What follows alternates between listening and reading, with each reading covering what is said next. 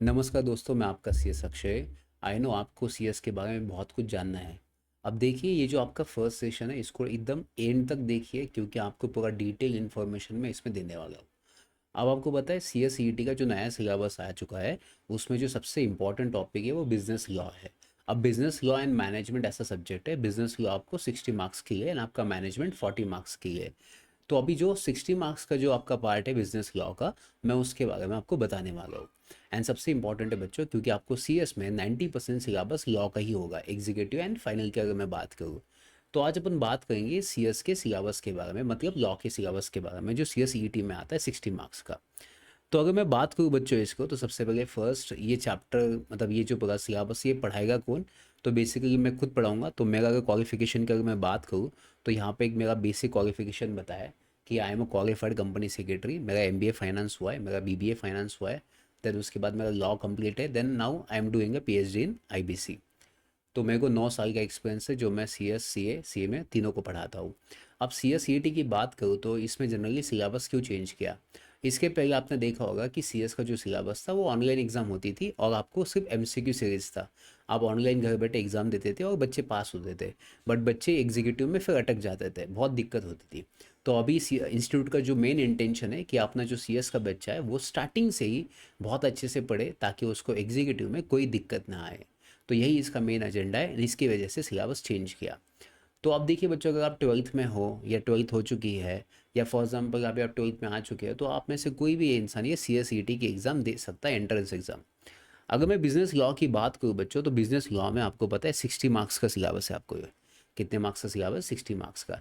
अब ये 60 मार्क्स की आप देखिए टोटल आपको कितने चैप्टर्स है बच्चों। 60 मार्क्स की आपको टोटल 6 चैप्टर्स है। अब लॉजिक लगाइए, अगर 60 मार्क्स के 6 चैप्टर है, तो ऑब्वियस बात है, आपको पता होगा एक चैप्टर कम से कम 10 मार्क की आएगा। तो ऑब्वियस बात है 6 चैप्टर्स आपके 60 मार्क की आएगा। अब ये जो पूरा चैप्टर है आपका, या पूरा सिलेबस है बिजनेस लॉ की, अगर मैं बात करूँ 60 मार्क्स की, तो ये आपको एमसीक्यू सीरीज है। मतलब इसमें कोई आपको डिस्क्रिप्टिव आंसर लिखने की ज़रूरत नहीं है। यहाँ पे आपका जो पूरा पेपर है 60 के 60 मार्क का बिजनेस लॉ का, वो एमसीक्यू सीरीज में आने वाला है। तो बच्चों एमसीक्यू कैसे आते हैं, मैं जनरली उसका थोड़ा पहले बता देता हूँ, देन मैं आपको पूरे चैप्टर के बारे में बताऊंगा, सिलेबस के बारे में बताऊंगा। तो आप थोड़ा सा देख लीजिए, जो अपना एग्जाम होने वाला है वो बेसिकली ऐसा ऑब्जेक्टिव वाइज पैटर्न वाइज जैसे होने वाला है, जहाँ पे आपको एक ऑप्शन दिया जाएगा, एक क्वेश्चन आएगा जिसके 4 ऑप्शंस होंगे। आपको उसमें से एक ऑप्शन को सिलेक्ट करना है, ताकि आपका आंसर सही आ जाएगा। अगर मैं बात करूँ सर इसमें कोई निगेटिव मार्किंग है, तो इसमें कोई निगेटिव मार्किंग नहीं है आपको। तो सीधे आपको मार्क्स मिल जाएंगे। ठीक है बच्चों, एक में एक क्वेश्चन 1 मार्क के लिए आपको सीधा क्वेश्चन आएंगे 60, 60 क्वेश्चन 60 मार्क के लिए। फिर अगर मैं बात करूँ सिलेबस की, तो बच्चों देखिए, ये सिलेबस आपको ट्वेल्थ में या टेंथ में कभी नहीं था। तो पहली बार आप ये लॉ का सिलेबस पढ़ना चाहते हो, तो अग्रवाल क्लासेस का ये खासियत है कि हम ये जो सब्जेक्ट है, ये जो टॉपिक है, ये बहुत बेसिक से पढ़ाते हैं। क्योंकि यहाँ पे हर आने वाला बच्चा, हम उसको समझते हैं कि उसको कुछ नहीं आता है, हम उसको बेसिक से ही पढ़ाएंगे। अब ये सिलेबस की अगर मैं बात करूँ, तो बच्चों ये 6 चैप्टर है। अब ये 6 चैप्टर कितने महीने तक आपका सिलेबस चल सकता है। तो ये सिलेबस की अगर मैं बात करूँ, तो कम से कम ये आपका 2 महीने तक ये बैच चलेगा फॉर लॉ का। देन उसके बाद मैनेजमेंट, तो कम से कम समझ लीजिए 3 से 4 महीने आपका ये बैच चलेगा। इस बैच की खासियत क्या है बच्चों, तो सबसे पहले फर्स्ट, इस बैच में आप ऑनलाइन मोड, ऑफलाइन मोड या रिकॉर्डेड फॉर्म में भी आप लेक्चर्स देख सकते हो। दूसरा, आपको मॉडल से आप पढ़ सकते हो, या दूसरा ऑप्शन आपको ये नोट्स दिया जाएगा, ये नोट्स से भी आप पढ़ सकते हो, चॉइस आपका है। उसके साथ साथ अपने एक चार्ट बुक भी देने वाले, जो बहुत छोटा सा होगा, एग्जाम के पहले आपको रिवाइज करने के लिए बहुत ईजी होगा। उसके साथ साथ अपन एमसीक्यू सीरीज की प्रैक्टिस भी लेने वाले हैं। जैसे ही अपना एक चैप्टर खत्म होगा, जैसे ही फर्स्ट चैप्टर की अपन एमसीक्यू सीरीज लेने वाले, तो ये अपना तीसरा इंपॉर्टेंट इसमें फीचर है। तो ऐसा एक बैच है, और ये बैच में पढ़ाने वाले हर कोई आपको क्वालिफाइड फैकल्टी दिखेगा। तो आपको टेंशन लेने की ज़रूरत नहीं है। तो आपको इसके बाद भी कोई डाउट आता है, तो आप जहाँ पे बैठे हो, जहाँ पे आप ऑफिस में आ चुके हैं, घर पे बैठे हो, तो यार रखना, आपका कोई भी डाउट है वो आप इस क्लास के थ्रू सॉल्व कर सकते हो। हमारे क्लास के नंबर पे आप फ़ोन कर सकते हो, और कोई भी डाउट है आप आपसे सॉल्व कर सकते हो। अब मैं बात करूँ, तो सबसे पहले फर्स्ट चैप्टर बच्चों, अभी फर्स्ट चैप्टर जाने के पहले आप थोड़ा सिलेबस को देख लीजिए। पहले आपको बता दिया कि इंट्रोडक्शन ऑफ लॉ क्या होता है। मतलब अगर मैं बात करूँ लॉ की, कि इंडिया में लॉ क्यों आया, कहाँ से आया, लॉ का इंपॉर्टेंस क्या है, किसी ने डेफिनेशन दिया है क्या, किसी ने उसको डिफाइन किया है क्या, लॉ के मतलब क्या होता है, तो ये बहुत सारा अगर बात करूँ, तो इसका ये फर्स्ट चैप्टर बात करता है कि अपन लॉ क्यों फॉलो करते हैं। लॉ क्या होता है, ये फर्स्ट चैप्टर बात करता है। जैसे अपना फर्स्ट चैप्टर स्टार्ट हो जाएगा या खत्म हो जाएगा, उसके बाद अपन बात करेंगे सेकंड चैप्टर की। सेकंड चैप्टर में आपको बेसिक कंपनी लॉ पढ़ने को मिलेगा। इंडिया में आपने देखा होगा, अमेजोन की बात करो, फ्लिपकार्ट की बात करो, तो ये बड़ी बड़ी कंपनियां बनती है, तो ये बनाते कैसे, इसके लिए साइन कौन करता है, इसका प्रोसेस कैसा होता है, तो वो CS करता है बेसिकली। तो बीइंग एन कंपनी सेक्रेटरी जब आप बनोगे, तो आपके पास एक सबसे बड़ा टास्क होगा कि भाई साहब मैं CS बनने वाला हूँ। तो मैं CS बनने वाला हूँ, तो CS बनने के पास मेरे पास क्या क्या काम हो सकता है, मैं क्या क्या बन सकता हूँ या क्या क्या कुछ कर सकता हूँ CS होने के बाद, तो आपको इसमें देखा जाएगा। एंड सबसे बड़ी बात क्या बच्चों, आपको CS बनने के बाद आप सोचिए अमेजोन, फ्लिपकार्ट ऐसी बड़ी बड़ी कंपनी के साथ आप काम कर सकते हो। मतलब आपका एक साइन एक बड़ी कंपनी को बना सकता है। तो ये आपको सिलेबस इसमें दिया है। तो CS ET में थोड़ा पॉजिटिव सिलेबस लेके आया, ताकि आपको CS वाले बच्चों को समझे कि आपका फ्यूचर कैसा है। तो ये सेकंड चैप्टर बात करता है एलिमेंट्स ऑफ कंपनी लॉ। फिर थर्ड चैप्टर की मैं बात करूँ, तो जो ये बात करता है कॉन्ट्रैक्ट की। जीवन में आप बहुत सारे लोगों के साथ कॉन्ट्रैक्ट करने वाले हो। जिस दिन आप CS बन जाओगे, उस दिन आप कंपनी के साथ कॉन्ट्रैक्ट साइन कर दोगे। कंपनी आपको ऑफर लेटर देगी, आपका पेमेंट उसमें होगा, टर्म्स एंड कंडीशंस में मेंशन की जाएगी, तो वो कॉन्ट्रैक्ट होता है। तो जीवन में हर किसी के साथ आप कॉन्ट्रैक्ट करोगे, तो आपको पता होना चाहिए कि कॉन्ट्रैक्ट में टर्म्स एंड कंडीशंस क्या होती है। तो ये कॉन्ट्रैक्ट का आपको बेसिक पार्ट्स यहाँ पे दिया है चैप्टर नंबर 3 में। चैप्टर नंबर 4 की अगर मैं बात करूँ, तो एक बात करता है पार्टनरशिप की, दूसरा बात करता है लिमिटेड लायबिलिटी पार्टनरशिप की। आपको पता होगा कि कोई भी बिजनेस करने के लिए बहुत सारे लोग साथ में आते हैं, एंड साथ में आने के बाद एक पार्टनरशिप स्टार्ट करते हैं। तो उसे अपन कहेंगे पार्टनरशिप एक्ट 1932, जिसके अंदर आपको रजिस्ट्रेशन करना पड़ता है, बट वो ऑप्शनल है। बट अभी का ज़माना बहुत आगे बढ़ते जा रहा है, तो बहुत सारे लोगों ने सोचा होगा कि सर यार मेरी लायबिलिटी जो होगी, जो मेरा पेमेंट होगा, जो मेरा रिस्क होगा, मुझे उसको कम करना है। तो ऐसे लोगों के लिए अपन ने क्या किया, इसमें और एक चैप्टर ऐड किया इंस्टीट्यूट ने, उसका नाम है लिमिटेड लायबिलिटी पार्टनरशिप एक्ट। इसमें बेनिफिट ये है कि इसमें आपकी जो लायबिलिटी होगी बहुत लिमिटेड होगी, और इसमें आप कंपनी बना सकते हो, पार्टनरशिप कर सकते हो, बहुत अच्छे फीचर्स इसमें ऐड किए। तो ये दोनों चैप्टर को मिला के एक चैप्टर आपको बना दिया, वो चैप्टर नंबर आपका 4 होगा, जो आपको एग्जाम में आ सकता है। फिर चैप्टर नंबर 5 की अगर मैं बात करूँ, तो ये सेल ऑफ गुड्स एक्ट की बात करता है कि मैं मार्केट से कई गुड्स परचेस कर रहा हूँ, मार्केट से कई गुड्स मैं बेच रहा हूँ, उसमें कोई डिफेक्ट हुआ, कोई टाइटल डिफेक्टिव निकला, किसी के पास ओनरशिप नहीं है, कोर्ट में जाना है, तो क्या क्या आपके पास ऑप्शन हो सकता है। ये पूरा बात करता है प्रैक्टिकल का। कॉन्ट्रैक्ट बात करता है थियरी का, जिसमें आप कैसे कॉन्ट्रैक्ट को ड्राफ्ट कर सकते हो, टर्म्स एंड कंडीशंस कैसी होनी चाहिए, ये उसकी बात करता है। सेल ऑफ गुड्स एक्ट बात करता है इसको एग्जीक्यूट कैसे करना है, अगर एग्जीक्यूट नहीं हुआ या फॉर एग्जाम्पल पैसा नहीं दिया, तो आप कौन से डैमेजेस मांग सकते हो, ये चैप्टर नंबर आपको 5 बोलता है। एंड अगर लास्ट चैप्टर की बात करो, तो सबसे इंपॉर्टेंट बात करता है निगोशिएबल इंस्ट्रूमेंट एक्ट की। निगोशिएबल इंस्ट्रूमेंट एक्ट का मतलब होता है कि कल जाके आप किसी को चेक दोगे, किसी को बिल ऑफ एक्सचेंज दोगे, किसी को आप प्रॉमिसरी नोट दोगे, तो ये cheque, promissory note, bill of exchange क्या होता है, कौन साइन कर सकता है, किसको पैसा देना पड़ता है, चेक बाउंस हुआ तो क्या होता है, तो ये बेसिक पेमेंट के बारे में चैप्टर नंबर 6 बात करता है। तो आप देखिए सिलेबस को थोड़ा ऑब्जर्व कीजिए कि सिलेबस आपके लिए बहुत अच्छा है, जो आपको लॉ के बारे में सब कुछ बता सकता है, और इससे आपका कॉन्फिडेंस भी बढ़ सकता है। और ये लॉ का सिलेबस आपको रियल लाइफ में भी बहुत अच्छे से आपको नॉलेज देगा, कॉन्फिडेंस देगा। आप आपके मम्मी पापा को, आजू बाजू लोगों को बता सकते हो कि मैंने लॉ में ये पढ़ा है और लॉ ये कहता है, क्योंकि लॉ को कोई डिनाई नहीं कर सकता। एंड जहाँ पे कायदा है वहाँ पे फ़ायदा है। तो अभी इस सिलेबस की मैंने आपके साथ बेसिक बात की गई। बच्चों अभी क्या पढ़ते समय आप सर कैसे पढ़ाओगे, देखिए मैं बहुत सिंपल चीज़ बताता हूँ। कोई भी टॉपिक पढ़ने के पहले मेक श्योर दैट कि आपको पता होना चाहिए कि एग्ज़ाम में आता क्या है, पढ़ना क्या है। आप अगर मैं बात करूँ मॉडल की, तो मॉडल आपका अराउंड 300 पेजेस का होगा। तो क्या 300 पेजेस पढ़ना चाहिए पूरा? नहीं बच्चों, क्योंकि ये 60 मार्क के लिए आपको आएगा, तो उसके लिए आपके पास पॉइंट्स रेडी होने चाहिए। तो क्लास में अपन हैंड रिटन नोट्स भी बनाएंगे आपके साथ साथ, प्लस आपको मैं नोट्स भी दूंगा। अगर आपको चाहते हो कि आप मॉडल भी पढ़ना चाहते हो, तो आपकी चॉइस से आप मॉडल भी पढ़ सकते हो, कोई इशू नहीं है। तो चलिए शुरुआत करेंगे फर्स्ट चैप्टर। ये मैंने बेसिक इंट्रोडक्शन बता दिया, और ये पूरा लॉ मैं आपको 60 मार्क्स का खुद बढ़ाने वाला हूँ, तो आपको कोई टेंशन लेने की ज़रूरत नहीं है, क्योंकि 9 साल मैंने इस लॉ को पढ़ा है, तो मैं आपको बहुत अच्छे से तरीके से पढ़ा सकता हूँ। अब बात करेंगे बच्चों, पहला चैप्टर की बात करते हैं। अब पहला चैप्टर ये कहता है कि सर इंडिया में लॉ कहाँ से आया, लॉ के बारे में लोग क्या क्या कहते हैं, लॉ कहाँ से आया, लॉ का बेसिक इंटेंशन क्या है, लॉ क्यों पास किया है, बहुत सारे क्वेश्चंस थे। तो इसी ये चैप्टर लेके आया कि पहले 12th वाले बच्चों को, या जो ग्रेजुएशन में है या कहीं का भी बच्चा हो जिसको CS CT करना है, तो वो उसमें 90% लॉ है। तो जिस एरिया में, जिस सेक्टर में आप करियर करना चाहते हो, जिसमें अगर लॉ है, तो पहले आपको लॉ का मतलब पता होना चाहिए कि लॉ होता क्या है।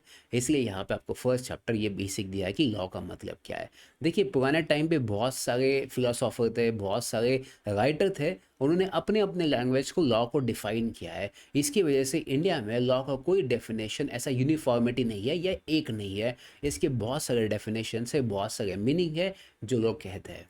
अगर मैं लॉ की अगर सिंपल बात करूँ बच्चों, अगर मुझे कोई पूछता है कि सर लॉ का मतलब क्या, अगर एग्जाम में क्वेश्चन आता है तो मेरा आंसर बहुत सिंपल है। लॉ का मतलब होता है rules regulations set up by the government. तो देखिए बच्चों, अगर मैं आपकी तरह स्टूडेंट होता तो मैं सिंपल सा चीज़ है, जब मेरे सर मुझे बोलते हैं तो मैं तब नोट्स बनाना स्टार्ट कर देता हूँ। तो अगर मुझे कोई स्टूडेंट पूछेगा या एग्जाम में भी क्वेश्चन आएगा कि सर लॉ का मतलब क्या होता है, आप मुझे सिंपल से बता दीजिए, तो मैं ऐसे बच्चों को सिंपल सिखाऊंगा कि लॉ का मतलब क्या होगा बच्चों। सिंपल सा इसका मीनिंग होगा कि रूल्स एंड रेगुलेशंस। क्या बोला बच्चों मैंने? Rules and regulations set up by the government. किसने सेट किए? Set by the government. Simple सी बात है। सर अपने इंडिया में जो रूल्स रेगुलेशंस बनाए जाते हैं सोसाइटी के लिए, उसी तो अपन लॉ कहते हैं। जो एक दूसरे को फॉलो करना चाहते हैं, जो एक दूसरे को रिस्पेक्ट देना चाहते हैं, डिग्निटी मेंटेन करना चाहते हैं, इसी को तो लॉ कहते हैं। अगर मैं पॉइंट नंबर 2 की बात करूँ, सर ये किसके लिए बनाया लॉ अपन ने, तो सीधी सी बात है, ये अपन ने बनाए किसके लिए बच्चों? सोसाइटीज़ वेलफेयर के लिए बनाए। किसके लिए बनाए? सोसाइटीज़ वेलफेयर के बनाए, सोसाइटी के भले के लिए बनाए। सोसाइटी में सब लोग आते हैं। अगर मैं बात करूँ इसके एस्पेक्ट की, तो ये तीनों एस्पेक्ट को कवर करता है बच्चों। ये बात करता है पॉलिटिकल एस्पेक्ट की, ये बात करता है कल्चरल एस्पेक्ट की, एंड ये बात करता है इकोनॉमिक एस्पेक्ट की। तो इसका मतलब ये तीनों एंगल को कवर करता है कि लॉ हर जगह पे बना सकते हो, और ये सबको कवर करता है, पॉलिटिकल, कल्चरल, इकोनॉमिक। तो लॉ का अगर मैं बात करूँ तो ये पूरे इंडिया को कवर करता है, पूरे सोसाइटी को कवर करता है, एंड इसमें रूल्स एंड रेगुलेशंस बनाए गए जो सोसाइटी के वेलफेयर के लिए बनाए गए। तो कल जाके एग्जाम में अगर क्वेश्चंस पूछ लिया आपका कि लॉ का मतलब क्या होता है, तो मेरे दिमाग में एक सिंपल आइडिया आना चाहिए कि लॉ का मतलब कुछ नहीं है, ये rules and regulations set up by the government for the societies welfare from social, political and cultural aspect. Simple सी बात है। सर ये लॉ आपने बता दिया कि लॉ का मीनिंग क्या है सर, बट मुझे ये क्वेश्चन आना चाहिए दिमाग में कि सर लॉ बनाया किसने, लॉ बनाते कौन है, या कोई इसके सोर्सेस है। अब देखिए, ध्यान से सुनिए बच्चों, अगर मुझे कोई पूछेगा कि अपने इंडिया में लॉ कहाँ से आया, इसके सोर्सेस क्या है, तो सबसे पहले फर्स्ट बात करेंगे बच्चों, बेसिक है जो है अपना कॉन्स्टिट्यूशन। क्या बात करता है बच्चों? अपना बेसिक कॉन्स्टिट्यूशन बात करता है। अब कॉन्स्टिट्यूशन आपको पता है कि कॉन्स्टिट्यूशन में बहुत सारे फंडामेंटल राइट्स है, फंडामेंटल ड्यूटीज़ है, directive principle of state policies भी है। तो इसी के बेसिस पे इंडिया में बहुत सारे लॉज बनाए गए। तो क्या मैं ये कह सकता हूँ कि कॉन्स्टिट्यूशन को बेस पकड़ के क्या इंडिया में लॉ बनाए गए? यस, उसका आंसर बिल्कुल सही है। जैसे एग्जाम्पल बताता हूँ बच्चों, याद रखना, अपने इंडिया में राइट टू एजुकेशन मतलब सबको पढ़ने का अधिकार है। अगर आप 6 to 14 ईयर्स का बच्चा है तो उसको पढ़ने का अधिकार है, ऐसा आपका फंडामेंटल राइट है, जो आर्टिकल 21A में मेंशन किया है। तो इसी को लेके गवर्नमेंट ने लॉ पास कर दिया, राइट टू एजुकेशन एक्ट 2005।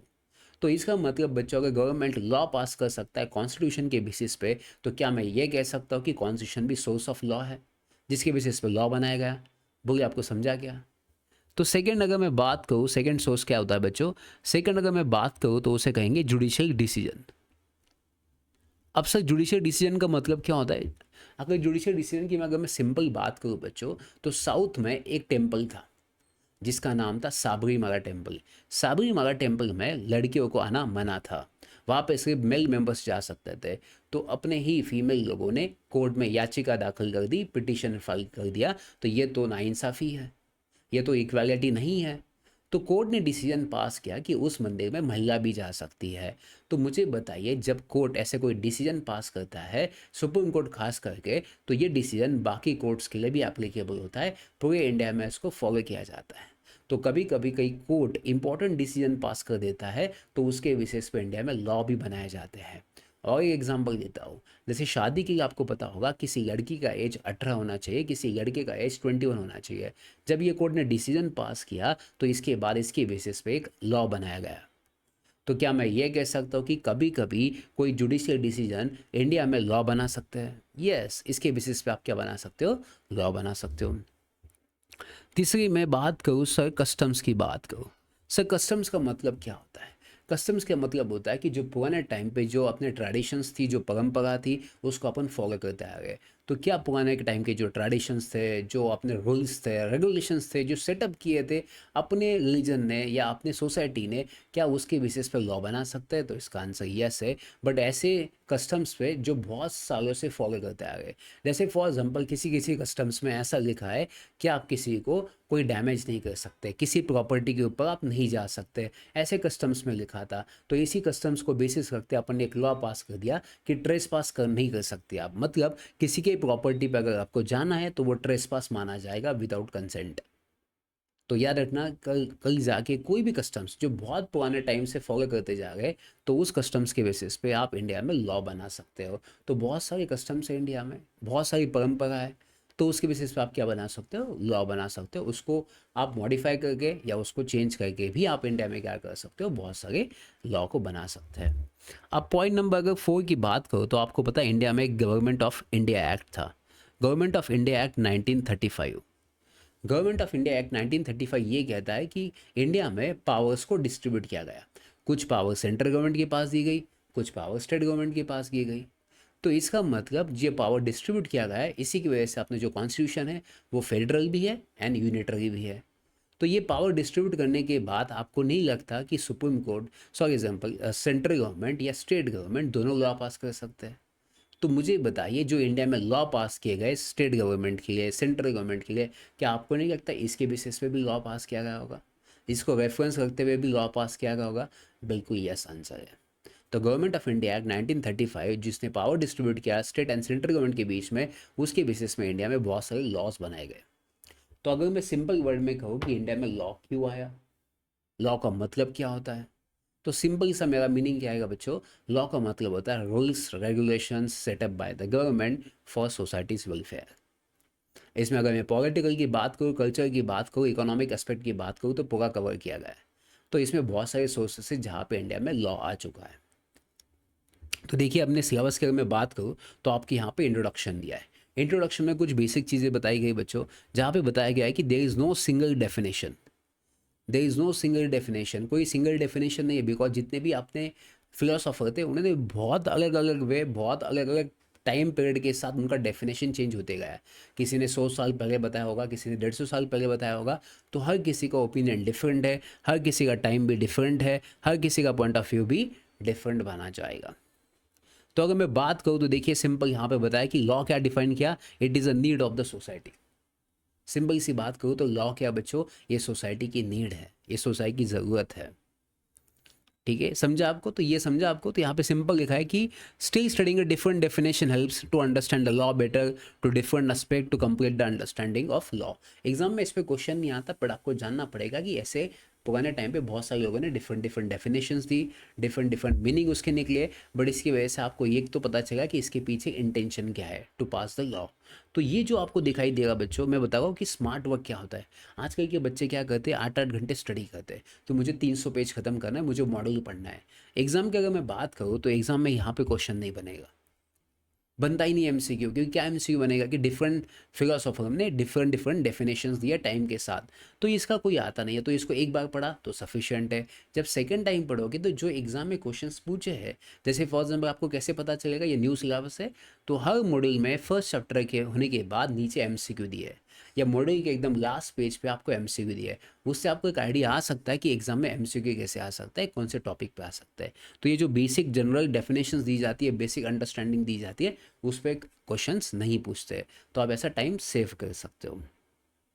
ठीक है, तो लॉ फिक्स नहीं है, law is not a static, obvious बात है, चेंज होता रहता है।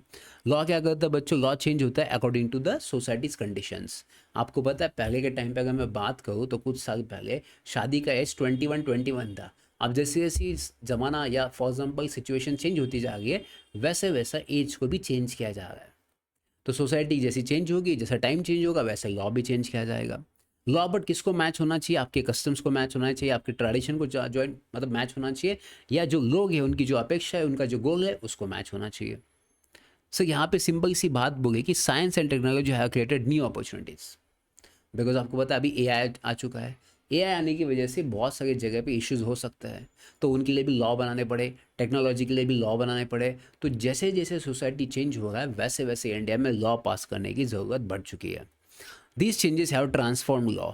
अब ये चेंजेस होने की वजह से टेक्नोलॉजिकल, या फॉर एग्जांपल आप कह सकते हो एआई की वजह से जो चेंजेस हुए, तो ऑटोमेटिकली लॉ में भी क्या किया, चेंज किया गया। लॉ जैसे चेंज होंगे, कंसेप्ट वाइज भी चेंज होंगे, स्ट्रक्चर वाइज भी चेंज हो सकते हैं। अब सबसे मेन फोकस क्या होगा बच्चों, देखिए, abstract justice to focus social justice. अब इसका मतलब क्या, abstract justice to focus on social justice. देखिए एब्स्ट्रैक्ट का मतलब क्या होता है बच्चों की, फॉर एग्जाम्पल पहले के टाइम पे ऐसा होता था कि कोई इशू हुआ तो वो इशू सॉल्व करने के लिए लॉ पास कर दिया, वो इशू सॉल्व कर दिया, बात खत्म हो गई। अब अभी का जो लॉ ये कहता है कि अगर कोई इशू होगा तो आप ऐसे लॉ बनाइए कि फ्यूचर में आने वाले वो इशू वापस नहीं होने चाहिए। तो ये लॉन्ग टर्म की बात करता है, ये सोशल पर्सपेक्टिव की बात करता है, ये बहुत सारा मतलब ये बहुत एग्जॉस्टिव डेफिनेशन की बात करता है। नहीं तो पहले के टाइम पे क्या, इशू हुआ, उसको लॉ बनाया, उसको सॉल्व किया, बात खत्म हो गई। बट अभी ये जो लॉ बात करते हैं वो बहुत सोशलिस्टिक नेचर की बात करते हैं, बहुत लॉन्ग टर्म की बात करते हैं, बहुत एग्जॉस्टिव डेफिनेशन की बात करते हैं। इसमें सभी इंक्लूड किया जाएगा, फ्यूचर के प्रॉब्लम्स को भी नज़र देखते हुए, मतलब या फ्यूचर प्रॉब्लम्स को कंसिडर करने के बाद ही लॉ बनाए जाएंगे। तो अगर मैं लॉ की बात करूँ तो इसको 5 केसेस में अपन डिवाइड करेंगे। एक होता है natural, positivistic, historical, sociological and realistic. ये 5 टाइप के आप क्या कर सकते हो, इनको 5 में डिवाइड कर सकते हो फॉर बेटर अंडरस्टैंडिंग। तो क्या क्या है, natural, positivistic, historical, sociological and realistic. मैं बोलता हूँ कि ये फैक्ट्स क्यों याद करना चाहिए आपने। आप देखिए, मैं आपको सिंपल बताता हूँ, कभी कभी एग्जाम में ना इसके ऊपर क्वेश्चंस भी पूछे गए। अब एग्जाम में एमसीक्यू कैसे पूछते हैं वो आपको देखना चाहिए। देखना चाहिए, क्यों देखना चाहिए, बिकॉज आपको पता चला है कि आप क्या पढ़ रहे हो, एग्जाम में क्वेश्चन क्या आता है। जैसे यहाँ पे पहला क्वेश्चन दिया कि identify the jurist who does not belong to a natural law school. आपको समझा अभी क्वेश्चंस कहाँ पे पूछा है, क्वेश्चंस ये पूछा है कि इसमें से कौन सा ऑथर है जो इनसे बिलोंग नहीं करता, किससे बिलोंग नहीं करता, नेचुरल लॉ स्कूल से बिलोंग नहीं करता। तो अभी तक अपन ने जो भी पढ़ा उस पर भी क्वेश्चन नहीं पूछा। अभी क्वेश्चन कहाँ पे पूछे, डेफिनेशंस पे क्वेश्चन पूछे, डेफिनेशन किसने दी है इस पर क्वेश्चन पूछा है, तो अभी अपन वो देखने वाले हैं। तो चलिए सबसे पहले फर्स्ट यहाँ पे क्वेश्चन है, अभी नेचुरल स्कूल की बात करेंगे। देखिए बच्चों, नेचुरल स्कूल का मतलब क्या होता है, ये एंशियंट टाइम पे, बहुत पुराने टाइम से फॉलो करते आ गए इसको। तो the definition was given by, अभी ये डेफिनेशन किसने दी है, ध्यान सुनना बच्चों।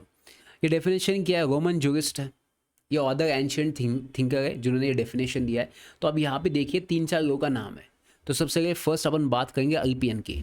अब ये अल्पियन क्या कहता है, इनका नाम आपको याद करना पड़ेगा बच्चों, क्योंकि ये CSET is more about static part instead of conceptual. अगर मैं बात करूँ फर्स्ट चैप्टर की, सेकंड चैप्टर में आपको कंसेप्चुअल क्लैरिटी में समझ जाएगा। अब यहाँ पे एक ऑथर है, उसका नाम है अल्पियन। अब अल्पियन क्या कहता है, लॉ इज द आर्ट और साइंस। लॉ क्या है, एक आर्ट भी है, एक कला भी है, एक साइंस भी, एक थ्योरी भी है, of what is fair and good. क्या सही है वो इसकी बात करता है। लॉ मतलब क्या सही है बात करता है। तो अल्पियन कैसा रह रहा है, अल्पियन अल्पियन अल्पियन मतलब क्या कहता है, सही है, अल्पियन सही है, अल्पियन सही है, अल्पियन सही है, ऐसा 2-3 बार बोलने का। तो अल्पियन क्या कहता है बच्चों, फेयर एंड गुड होना चाहिए। लॉ क्या बात करता है, फेयर एंड गुड होना चाहिए, किसने बोला, अल्पियन ने बोला। फिर बात करेंगे सीसीआर की। सीसीआर क्या कहता है बच्चों, सीसीआर कहता है law is the highest region present in nature. Law क्या है बच्चों, highest region present in nature. Law जो है वो नेचर में प्रेजेंट है, जहाँ पे आप गलत काम करने का सोचो कि वहाँ लॉ है। तो इसका मतलब सीसीआर क्या कहता है, सीसीआर कहता है कि भाई साहब ये नेचर में है, ये नेचर में प्रेजेंट है, जहाँ पे आप रहते हो वहाँ पे लॉ है भाई साहब। तो पहला क्या कहता है, पहला कहता है अल्पियन। अल्पियन क्या कहता है बच्चों, क्या अल्पियन कहता है कि फेयर एंड राइट होना चाहिए, गुड होना चाहिए, मतलब सही होना चाहिए। अल्पियन बात करता है। सीसेरो क्या बात करता है कि ये नेचर में प्रेजेंट है लॉ। फिर आपका तीसरा जस्टिन डाइजेस्ट क्या कहता है, जस्टिन डाइजेस्ट ये कहता है कि law is a standard. Justin क्या कहता है, स्टैंडर्ड होना चाहिए भाई साहब, law is a standard to decide what is right and wrong. तो आपका जस्टियन क्या कहता है, इसको डाइजेस्ट ही नहीं होता है, ऐसा करने का डाइजेस्ट, इसको डाइजेस्ट ही नहीं होता है। तो जस्टियन को डाइजेस्ट क्या नहीं होता है कि what is right and what is wrong, ये कहता है लॉ। ये तीसरा। अभी देखिए अपने कितने 3 डेफिनेशंस पढ़े, कौन से 3 डेफिनेशन पढ़े, एक है अल्पियन, एक है सियागो। अल्पियन क्या कहता है, अल्पियन कहता है गुड एंड फेयर। फिर उसके बाद सियागो कहता है प्रेजेंट इन नेचर। फिर आपका जस्टिन डाइजेस्ट क्या कहता है, what is right and what is wrong. ये 3 डेफिनेशन आपने देखे। फिर यहाँ पे और एक डेफिनेशन दी है साइलमंड की। अब साइलमंड क्या कहता है बच्चों, देखिए साइलमंड ये कहता है कि the set of principles recognise, एक प्रिंसिपल का सेट है, रूल्स और रेगुलेशन का एक सेट है जो अप्लाइड किया जाएगा स्टेट। कौन अप्लाई करेगा, state, in delivering the justice. मतलब जब भी किसी स्टेट में किसी को जस्टिस देना है तो आपको इस सेट ऑफ प्रिंसिपल्स को फॉलो करना है, इस रूल्स रेगुलेशंस को फॉलो करना है। ये किसने बोला है? साइमन ने बोला है। तो साइमन क्या कहता है कि स्टेट जब भी किसी को जस्टिस देगा तो उसको इस प्रिंसिपल को फॉलो करना है, रूल्स रेगुलेशंस को फॉलो करना है। ये कौन कहता है? साइमन कहता है। सिंपल वर्ड है, law is equal to rules accepted and use by court of justice. Law का सिंपल मतलब क्या बच्चों? कि जो रूल्स है जो यूज किए जाएंगे, जो एक्सेप्ट किए जाएंगे कोर्ट में, वही अपन फॉलो करेंगे भाई साहब। सिंपल सी बात है। तो अपन ने कितने डेफिनेशंस देखे बच्चों? अपन ने अभी तक देखा जाए तो 4 डेफिनेशंस पढ़े। कौन से 4 डेफिनेशंस पढ़े? एक वापस एक बार रिवाइज कर दीजिए, जो क्लास में पढ़ने का, घर जाने के बाद रिवाइज करने की ज़रूरत नहीं पड़ेगी। पहला क्या आपका? अल्पियन। अल्पियन क्या कहता है? Fair and good. फिर सी आर क्या कहता है? Present in nature. फिर तीसरा क्या? तो जस्टिस एंड डाइजेस्ट, इसको डाइजेस्ट नहीं होता, what is right and what is wrong. फिर फोर्थ साइमन क्या कहता है कि स्टेट जब भी जस्टिस देगा तो उसको सेट ऑफ प्रिंसिपल्स मतलब रूल्स रेगुलेशंस को फॉलो करना चाहिए। अब ये डेफिनेशन जो दी थी 4 लोगों ने, ये किसकी डेफिनेशन दी थी? नेचुरल स्कूल के ये थिंकर या फिलोसॉफर जिन्होंने डेफिनेशन दिया है नेचुरल स्कूल के। अब एग्जाम में देखिए आपने क्वेश्चन पूछा बच्चों, एग्जाम की अगर मैं बात करूँ तो देखिए क्या लिखा है। अभी अपने जो पढ़ा ना बच्चों, इमीडिएटली उसको अप्लाई करने का। क्या मैं इसके बेसिस पे क्वेश्चन सॉल्व कर सकता हूँ? क्या इसके बेसिस पे एमसीक्यू सॉल्व कर सकता हूँ? तो देखिए पहला क्वेश्चन क्या पूछा है, identify a jurist who does not belong to a natural law school. तो अपन ने देखा होता अल्पियन था जो बात करता है गुड एंड फेयर की बात करता है। सियारू बात करता है कि प्रेजेंट इन नेचर है, नेचर में लॉ है। फिर ऑस्टिन क्या बात करता है बच्चों? यहाँ पे अपन ने ऑस्टिन नहीं पढ़ा, साइमंड अपन ने पढ़ा। साइमंड क्या कहता है बच्चों? आपने अभी पढ़ा। साइमंड का डेफिनेशन क्या है कि जब भी स्टेट जस्टिस देगा, make sure that they have to follow the set of principles. तो इसका मतलब यहाँ पे कौन नहीं है? यहाँ पे ऑस्टिन की डेफिनेशन नहीं है। कितना मार्क आएगा आपका? 1 मार्क कन्फर्म होगा। कितना ईजी मुझे बताइए? C S C A T. See basically try to understand, जब भी आप क्लास में पढ़ रहे हो कि कौन सा टॉपिक पढ़ना चाहिए, अब आपको समझ आएगा बच्चों। अभी देखिए मैं बोल रहा हूँ हर क्लास में पढ़ाया जाएगा। हमारे क्लास का स्पेशल फीचर क्या है बच्चों बाकी क्लास से अगर मैं कंपेयर करूँ, तो आप थोड़ा सा लॉजिक लगाइए। अपन ने यहाँ पे अगर मैं फर्स्ट पेज की बात करूँ तो आपने यहाँ तक पढ़ा, आपने ये भी पढ़ा, ये भी पढ़ा, ये भी पढ़ा, ये भी पढ़ा, यहाँ तक पढ़ लिया आपने, यहाँ तक आपने पढ़ लिया, ये पूरा एक पेज। अब मुझे बताइए एक पेज पढ़ने के बाद क्या मुझे एग्जाम में क्वेश्चन आया? नहीं आया। मेरा क्वेश्चन एक्चुअली कहाँ पे है? नेचुरल स्कूल पे क्वेश्चन आया। तो मैं आपको ये कहता हूँ कि फर्स्ट ट्राई टू अंडरस्टैंड कि एग्जाम में क्वेश्चन कहाँ पे आता है एंड उसी पे फोकस कीजिए। So because of this reason कि C S E T, C S executive, final, यहाँ पे तीनों एग्जाम आपको ईजी लगेगी।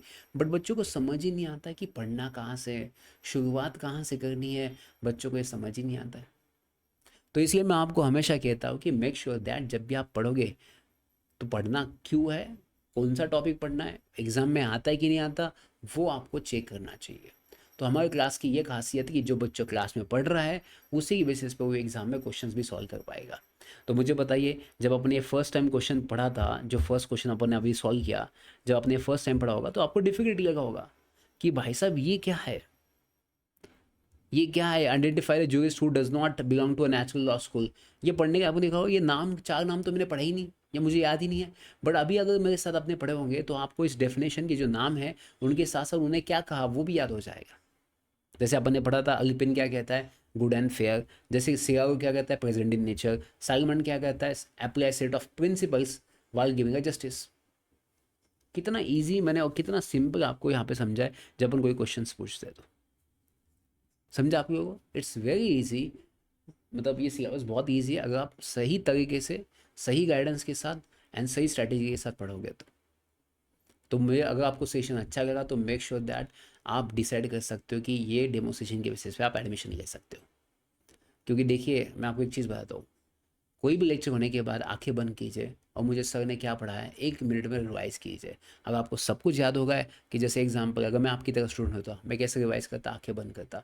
सर ने पढ़ाया था लॉ का मतलब क्या होता है। लॉ का मतलब होता है rules and regulation setup bye the government for societies welfare, social political culture aspect. Law कहाँ से आया? लॉ कस्टम से आया, कॉन्स्टिट्यूशन से आया, जुडिशियल डिसीजन से आया, गवर्नमेंट ऑफ इंडिया एक्ट 1935 से आया। नेचुरल स्कूल क्या कहता है? नेचुरल स्कूल ये कहता है, उसमें 3-4 लोगों की डेफिनेशन है। उसमें अल्पिन है, सीआरओ है। अल्पिन गुड एंड फेयर कहता है, सीआरओ प्रेजेंट इन नेचर कहता है, साइमन क्या कहता है? Application of set of principles कहता है। उसके बाद डाइजेस्ट क्या कहता है? डाइजेस्ट कहता है what is right and what is wrong. बस ये आंखें बंद करने के बाद आपको एक एक चीज़ अगर याद आ रही है, डेफिनेशंस पॉइंट सब, तो इसका मतलब आपको बहुत अच्छे से समझा है। तो इसलिए क्लास के एक फीचर है कि हम बच्चों के हर टॉपिक के साथ साथ, चैप्टर की मैं बात कर रहा हूँ, हर टॉपिक के साथ साथ उसके एमसीक्यू सॉल्व करना ये हमारी रिस्पॉन्सिबिलिटी है। तो टॉपिक होगा एमसीक्यू होगा, टॉपिक होगा एमसीक्यू होगा, एंड जब आपका पूरा चैप्टर खत्म हो जाएगा तो एक साथ अपन पूरे एमसीक्यू की वापस प्रैक्टिस करेंगे। तो अपना प्लान कैसे होने वाला है, अपन नॉर्मली पढ़ेंगे पहले क्लास में, देन मैं आपको चार्ट बुक दूंगा, बिन चार्ट बुक पे अपन रिवीजन लेंगे 10-15 दिन का, जैसे बैच खत्म हो जाएगा। देन आपका एक दिन का मैराथन भी होगा, एंड उसके बाद आप एग्ज़ाम दोगे। तो इतना सब कुछ करने के बाद आपको नहीं लगता आप पास होगे? 100% पास होगे। तो ये इस क्लास का ये सबसे मेन फीचर है कि यहाँ पे पूरे क्वालिफाइड फैकल्टीज आपको मिलेंगे, और मैं खुद एक क्वालिफाइड कंपनी से सेक्रेटरी हूँ। ठीक है बच्चों, याद रखना, अगर आप भी सोच रहे हो कि सीएस करना है, सीएस सीटी हमारे साथ शुरुआत करनी है, तो बिंदास आइए, हम आपके साथ हैं, हम आपके बराबर में हैं, और आपके जितने भी डाउट्स हैं हम सॉल्व करेंगे। थैंक यू सो मच, आपने वीडियो लास्ट तक देखा और आप डिसाइड कर पाए कि मुझे सीएस सीटी करना है, वो भी अगले वाले क्लासेस में। Thank you so much, bye bye, take care.